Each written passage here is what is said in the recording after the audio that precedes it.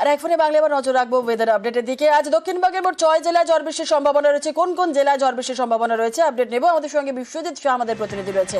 বিশ্বজিৎ, কোন কোন জেলায় ঝড় বৃষ্টির সম্ভাবনা রয়েছে, কি বলছে আবহাওয়া অফিস?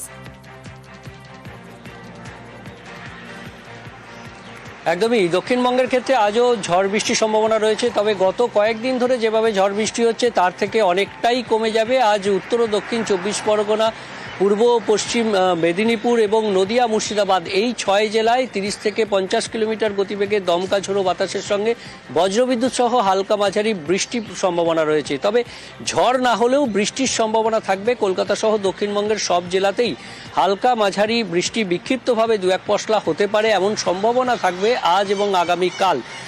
উত্তরবঙ্গের ক্ষেত্রে পরিস্থিতিটা একেবারে ভিন্ন। উত্তরবঙ্গে আজ দুর্যোগপূর্ণ আবহাওয়া হতে পারে। দার্জিলিং, কালিম্পং, আলিপুরদুয়ার, কোচবিহার, জলপাইগুড়ি এই যে ওপরের দিকের 5 জেলা, সেখানে ভারী বৃষ্টি হতে পারে। 70 থেকে 110 মিলিমিটার বৃষ্টিপাত বিক্ষিপ্তভাবে 2-1 জায়গায়, এবং তার সঙ্গে 40 থেকে 60 কিলোমিটার গতিবেগে দমকা ঝোড়ো বাতাস বইতে পারে।